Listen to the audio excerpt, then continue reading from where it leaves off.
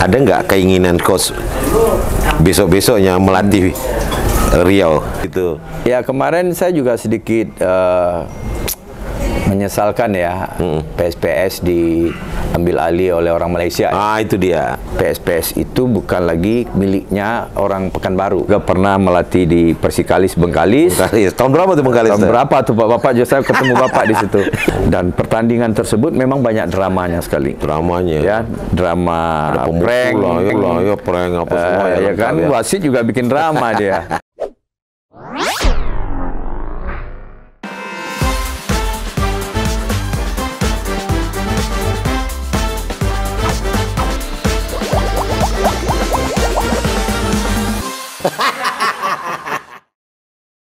Bismillahirrahmanirrahim. Assalamualaikum warahmatullahi wabarakatuh. Jumpa lagi kita di Bual YP. Hari ini alhamdulillah hadir bersama kita pelatih terkenal sekarang. Lagi ngetop-ngetopnya nih, karena dia mecahkan rekor selama 32 tahun Indonesia tuh belum pernah lagi dapat emas di SEA Games. Nah, di tangan dingin beliau sekarang tuh pecah, kita mendapatkan emas.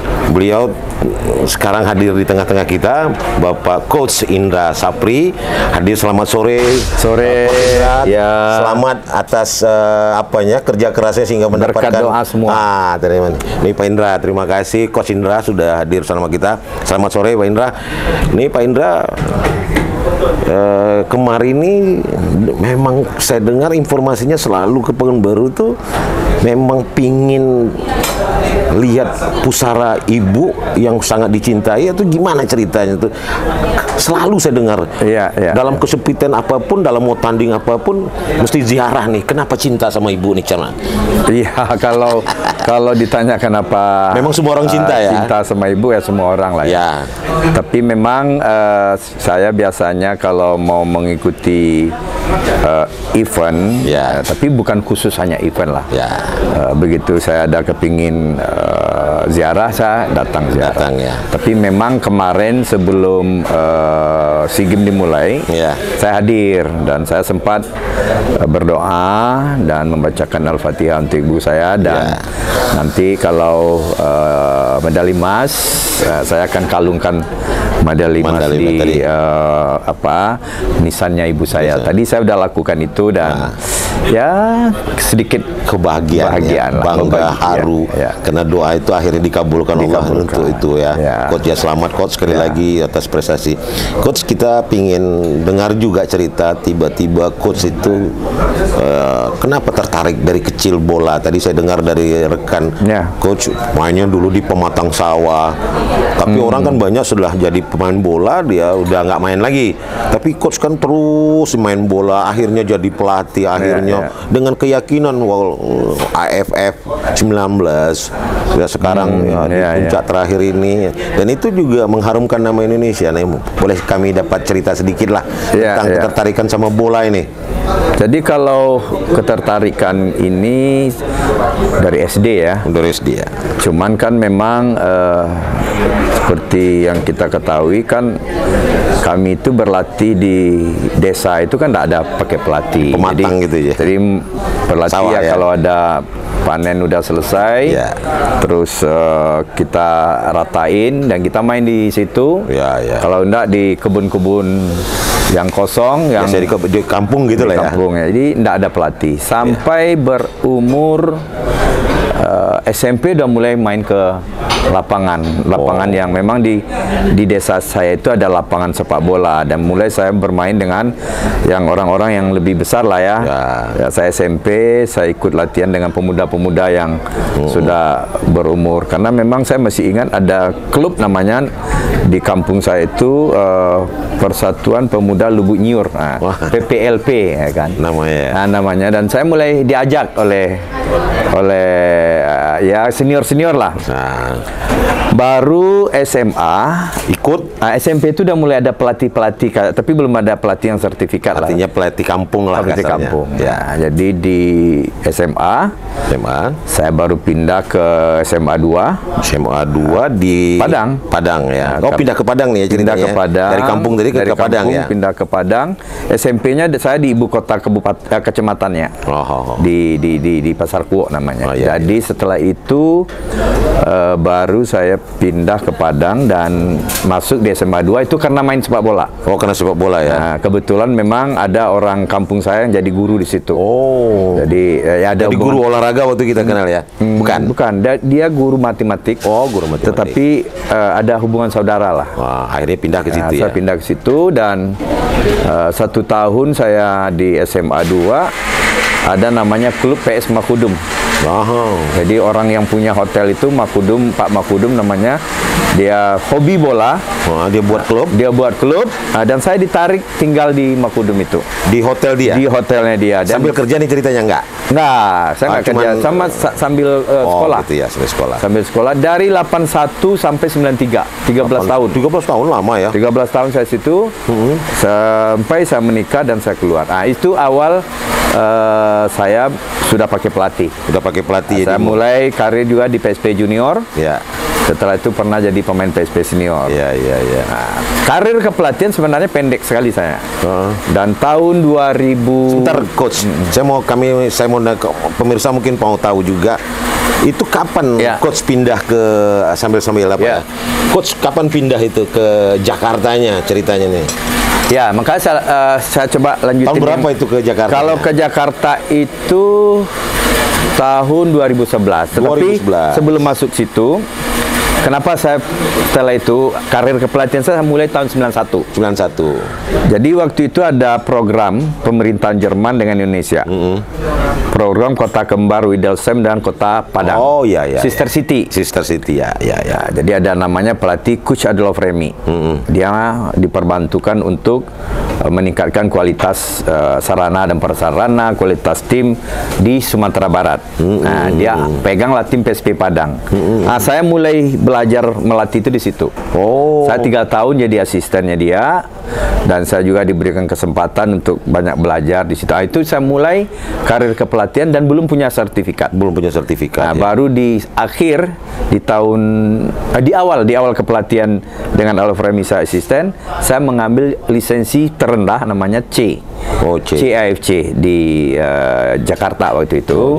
Dan setelah itu baru saya mulai itu karir kepelatihan saya menjadi pelatih PSP dan juga pernah melatih di Persikalis Bengkalis. Tahun berapa tuh Bengkalis? Tahun berapa tuh Bapak? Saya ketemu Bapak di situ. Dan tahun 2011 baru saya pindah ke Jakarta ya. Nah, saat itu diberikan tugas pertama kali menangani tim nasional U16. Tahun berapa tuh? 2011. Nah, itu udah di Jakarta. Itu 2016 sampai tahun berapa tuh? Berapa lama Coach melatih U16 itu? U16 itu saya persiapkan dari tahun 2011 sampai dia U17, U18 dan U19. 3 tahun. 3 tahun ya. 3 tahun menjadi cikal bakal pemain Evan Dimas CS. Evan Dimas CS. Yang juara yang AFF 2013 di Sidoarjo. Nah, itu pertama kali trofi pertama saya. Nah, itu kan sudah lama juga tuh Indonesia nggak pernah ada trofi dapat juara AFF ya. Nah, itu pertama kali setelah 22 tahun. Sekian berapa lama mulai dari ikut Jerman tadi, terus sehingga menjadi pelatih bisa mengantarkan juara itu berapa lama itu? 91, 93 sampai 2013. Berapa tahun tuh? Mau 12 tahun ya? Iya, lebih kurang. Baru bisa menjadikan. Lebih dong, 22 tahun dong. Ya kan, lebih kurang ya, lebih kurang 22 lama tahun. Juga lama. Ya. Cuman saya di tim nasional 2011 3 tahun langsung kasih trofi. 2013 kasih trofi ya, langsung kasih trofi. Wah, luar biasa. Setelah itu melatih terus di klub mana lagi? Klub Bali United 2015 sampai 2016 17 sampai 19 saya kembali tim nasional. Juara lagi 3 tahun yaitu AFF U22 di Kamboja. AFF 2022. Nah, setelah itu 3 tahun kemudian saya direktur teknik di PSSI. PSSI ya. Setelah itu tahun keempat 2023 ini ya medali emas SEA Games. Medali emas SEA Games. Ya, medali emas SEA Games. Itu mulai siapa saja waktu itu ketika menjadi kan tidak serta-merta coach menjadi pelatih nasional, tentu pernah jadi asisten pelatih, riddle atau siapa gitu kira-kira. Di tim nasional saya langsung pelatih kepala. Langsung pelatih kepala ya? Iya, itu saya ini takdir aja kayaknya. Iya. Takdir baik aja. Jadi saya waktu itu masih instruktur pelatih. Waktu itu saya masih ingat lagi kursus kepelatihan lisensi D di kampungnya Pak yang bintang film, yang bupati siapa? Yang pernah ada itu, yang pernah gubernur Jambi, Pak Tommy Zola. Beliau lagi jadi bupati waktu itu di apa nama? Tanjung Jabung Barat. Saya lagi ngajar kursus untuk pelatih-pelatih Tanjung Jabung Barat itu. Saya ditelepon orang PSSI. Saya juga kaget. Padahal kan banyak yang lain yang lebih bagus. Ya, tapi itu kan nasib ya. Iya kan? Ditelepon untuk melatih tim nasional. Nah, 16. Padahal banyak nama-nama besar di situ. Nah, banyak. Tak cuman waktu itu kan tim nasional usia muda ini kan tidak ada brand. Oh ya. Tidak ada peminatnya. Nah, makanya saya diberikan tanggung jawab. Dan setelah saya lakukan persiapan dan saya berangkat, gagal loh di situ. Gagal ya? Gagal total. Harusnya kan diganti.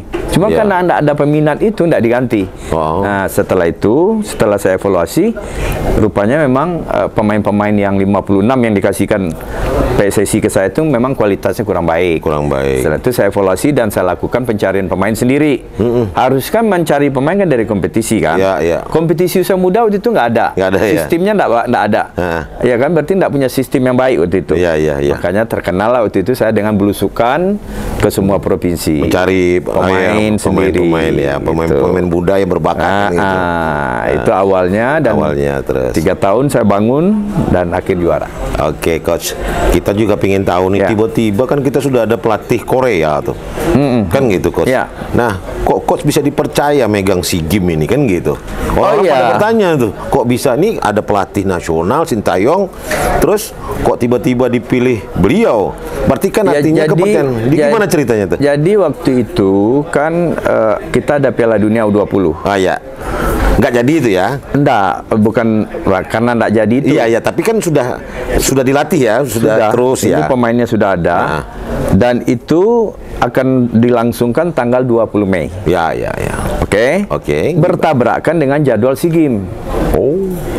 Akhirnya Ketua Umum PSSI memberikan tugas SEA Games-nya untuk saya melaksanakan tugas U20 itu untuk Kusin, sama senior.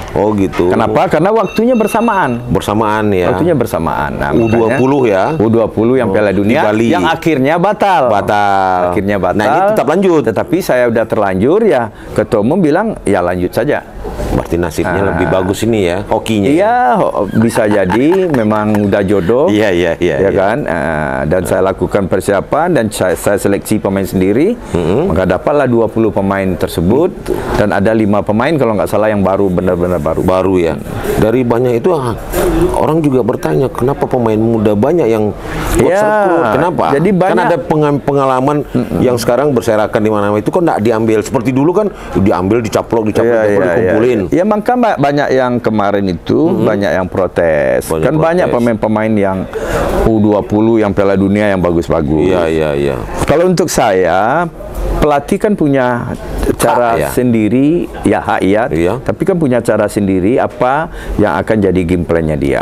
Gitu. Dan game plan itu kan akan muncul, akan dia rancang sesuai dengan eventnya. Berapa di grup, kapan semifinal dan final, berapa kali pertandingan, kira-kira lawannya tipikalnya kayak apa, kan semuanya dianalisa dulu, baru kita tetapkan game plan. Nah, baru kita cari orang-orang yang cocok untuk menjalankan game plan ini. bisa aja mungkin ada pemain yang bagus yang menurut orang lain, tapi menurut saya ini yang paling pas. Nah, kan yang tahu coach sendiri ya. Tapi kan saya menentukan pemain juga nggak asal lihat hanya dari bagaimana dia main. Psikotes saya lakuin. Jadi ada tim besar ya yang mendampingi coach ya. Kalau menurut saya begini, kalau kita mau memilih orang, memilih manusia, kan kita harus tahu benar banyak informasi tentang dia. Informasi kesehatannya gimana, profil fisiknya gimana, profil teknisnya gimana, ya kan, mentalnya gimana. Kita tes semua. Semua dilihat ya dari semua sudut sisi. Dan itu coach dibantu oleh asisten pelatih ya. Iya, makanya asisten yang membantu itu yang sebenarnya yang luar biasa. Jadi kalau saya bilang ke teman-teman media, saya bukan saya yang hebat sebenarnya. Saya hanya mengumpulkan orang-orang hebat di dalam tim ini. Berarti manajer yang hebat itu kan.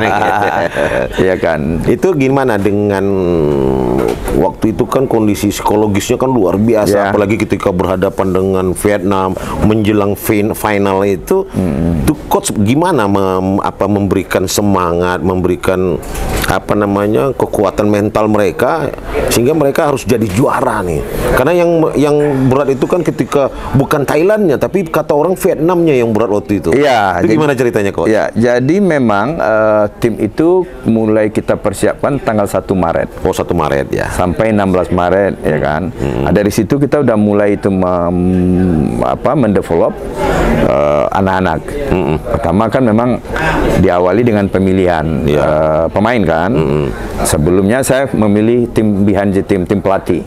Itu memang saya terima kasih kepada mereka dan memang mereka lah yang terbaik dan saya nggak salah pilih gitu. Nah, setelah itu pemain-pemain ini kita pilih. Kita pilih dan kita mulai bangun, kita perbaiki skillnya. Tapi kan memperbaiki skill nggak bisa sehari 2 hari. Ya betul, perlu waktu ya. Perlu waktu. Makanya kami mengambil kesimpulan apa yang sudah dibuat oleh teman-teman klub, pemain yang kita panggil itulah potensinya. Sekarang potensi yang ada itulah yang dimanfaatkan, yang dimaksimalkan. Nah, supaya nggak salah, ya kita itu tadi kita gali tentang mereka, ya kan? Memang ada pemain yang bagus, tapi dari hasil psikotes kita kan pedoman ini semua. Hasil kesehatan kita lihat dia kurang bagus, golongan darahnya nggak sesuai dengan game plan yang akan saya jalankan. Jadi betul-betul ilmiahnya dipakai di situ ya. Sport science ya. Ilmiahnya kalau nggak bisa, kalau kita nggak bisa lagi membangun tim secara konvensional. Karena senang kenapa ya? Tapi karena data yang harus data yang baik ya. Kalau kita punya data semua, misalnya ada orang lah, anggaplah mau menitipkan anaknya. Ini bagus loh katanya. Kan mana bagusnya? Ini mana yang lebih bagus dari ini? Artinya kita ngelihat hasil ya. Kita lihat hasil psikologinya gimana, semuanya ya. Semua informasi dia kita ambil semua. Jadi orang yang kita tolak dia enggak ngomel. Karena memang ada data. Dia lebih baik. Tapi kalau kita enggak backup dengan situ, dia bisa paksain untuk. Kalau ketika dia protes ini loh cerita datanya. Cerita data. Iya dok. Apa coach ya? Terus final itu kan luar biasa. Sampai mau ribut itu, officialnya ribut itu sampai turun ketua PSSI itu gimana ceritanya coach? Iya, jadi memang itu kan pertandingan yang gengsinya tinggi sekali. Dramatisir waktu itu kan? Ya, apalagi Thailand itu kan kalau di SEA Games dia kan merajai sekali. Itu udah 12 kali kabarnya dia juara SEA Games. Jadi pertandingan itu sebenarnya berjalan kalau di pertandingan itu baik-baik aja, nggak ada yang bermasalah sebenarnya. Yang bermasalah kan yang banyak yang di luar ya kan, official dengan official. Memang waktu itu saya sedikit ikut terpancing? Bukan terpancing, sedikit terbagi konsentrasi saya. Di satu sisi saya harus mengemandoi, memanage tim di dalam. Satu sisi saya melihat di luar ribut-ribut gitu. Tapi saya bilang ke pemain, kalian hanya fokus ke pertandingan, jangan dengarkan suara-suara dari luar dan harus tetap jalankan apa yang kita sudah rencanakan. Dan pertandingan tersebut memang banyak dramanya sekali. Dramanya ya, drama prank, ya, prank apa semua ya kan. Wasit juga bikin drama dia. Ya kan. Harusnya udah dia tiup 2 kali, dia tiup sekali baru itu ya. Ya kan. Padahal kan 36 detik, apa salahnya dia tiup 2 kali kan habis gitu kan. Tapi kan wasit punya otoritas sendiri. Kita nggak bisa apa-apa ya. Nggak bisa, dia punya otoritas sendiri. Ya kan. Dan saya waktu itu karena memang udah saking nggak sabarnya menunggu itu kan. Dewangga pemain saya kan datang ke dalam perit, dia datang ke dalam, dipikir udah habis. Saya pikir juga sudah habis karena nggak bisa lihat. Saya udah mulai teriak juga. Ternyata gitu. Ternyata belum. Dan lebih dasarnya lagi, begitu kita dinyatakan belum, gol lagi. Gol lagi ya. Itu yang saya nggak bisa bayangkan tuh penonton gimana perasaannya. Gimana perasaan? Kalau saya sudah masih stres berat atau gimana? Enggak, saya nggak stres. Tapi saya tetap tenang ya. Namanya tenang. Pelatih ya. Saya panggil pemain, tetap tenang, dan saya bilang ke dia saya akan ganti Sananta, saya akan masukkan Ivan Johari. Dan memang ada Sananta sedikit. Kan dia cetak 2 gol. Masa sih pemain cetak 2 gol saya ganti? Tapi keputusan kan harus saya ambil untuk bisa melakukan perubahan. Dan alhamdulillah setiap pergantian yang saya lakukan kan membuahkan hasil. Kan seberapa hati ini Ivan Johari 2 menit ya. Pertanyaan waktu langsung gol. Sampai turun ketua PSSI ya dalam. Itu ya Pak Ketum juga ya bisa ikut menenangkan kondisi ya. Menenangkan walaupun secara aturan itu nggak boleh ya. Nggak boleh ya. Ya tapi karena beliau ketua organisasi loh tuh. Secara komunikasi sampaikan ke AFC dan FIFA di AFF di atas. Kenapa ini kok bisa begini ya kan, dan dia langsung turun ya, menenangkan para pemain. Jadi artinya itulah kebanggaan Coach Indra dalam sebuah kepelatihan ya. Inilah dia yang terbaik yang pernah Coach Indra berikan untuk. Ini pertandingan yang 32 tahun masalahnya nunggu ya. 32 tahun ya. Wah, itu luar biasa ya Coach. Ya 30 tahun. Jadi memang saya udah memecahkan 22 tahun AFF ya. AFF enggak pernah juara. Terus saya pecahkan juga AFF U22 untuk juara pertama kali. 19. Terus U19 yang mengalahkan Korea Selatan. Lolos ke Piala Asia. Terus ada Piala Asia yang lawan Jepang terakhir itu kita 8 besar. Kalau kita menang lawan Jepang untuk pertama kali kita masuk Piala Dunia U20. Dan setelah itu U22 di Kamboja. Setelah itu SEA Games di Kamboja. Dari sekian banyak tuh Coach pernah menelurkan juara. Itu yang mana menurut Coach Indra yang paling terekam? Lawan Korea Selatan. Lawan Korea Selatan kemarin ya, AFF itu ya? Enggak, AFC. Kualifikasi AFC. Itu yang paling ya? Kita mengalahkan dia 3-2. 3-2 ya. Kenapa mesti tidak SEA Games? Kenapa mesti yang itu? Karena Koreanya atau kenapanya? Ya karena pertama sudah begitu lama juga nggak masuk lolos kualifikasi. Terus dan waktu itu hampir semua orang pesimis kita bisa mengalahkan Korea. Karena Korea artinya itu kan luar biasa. Sepak bola yang terbaik untuk Asia ya. Malah dunia dia sudah bisa ikut terlibat. Nah Coach, harapan nanti Coach ke depan ini terhadap pemain-pemain Indonesia, dia bisa seperti dia bisa hidup dan besar nanti di klub-klub ternama. Itu gimana Coach nanti menggiring mereka gitu, bisa nanti ikut di Inter Milan misalnya, atau terlibat di Napoli atau di mana kayak gitu. Itu gimana Coach? Kita kan udah punya pengalaman, ada berapa anak yang kita kirim ke luar ya. Tapi kita harus jujur, kualitas mereka untuk bersaing masih sangat berat ya. Itu soalnya apa Coach? Kualitas dan mungkin stamina atau apa Coach? Hampir semua ya. Mungkin termasuk mental ya. Dan saya berharap memang untuk semua 34 asprof yang ada di Indonesia harus melahirkan generasi baru. Itu dia. Pesepak bola Indonesia yang jauh lebih baik. Dan sekarang kan mengajak anak-anak bermain sepak bola kan semakin gampang. Dengan industri sepak bola yang semakin maju kayak sekarang ini. saya pikir nggak ada keraguan juga bagi orang tua, bagi anak-anak sepak bola dijadikan karir. Jadikan karir ya, bola malah bisa menjanjikan masa depan yang cerah.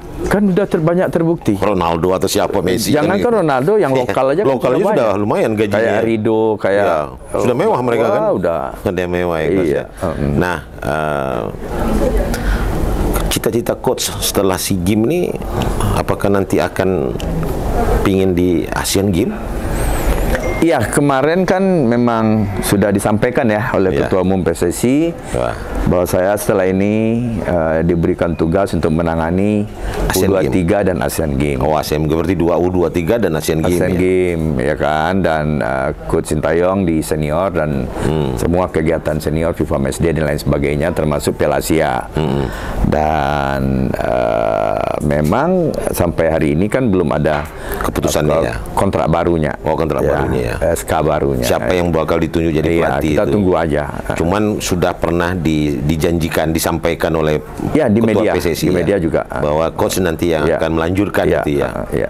Oke, lumayan.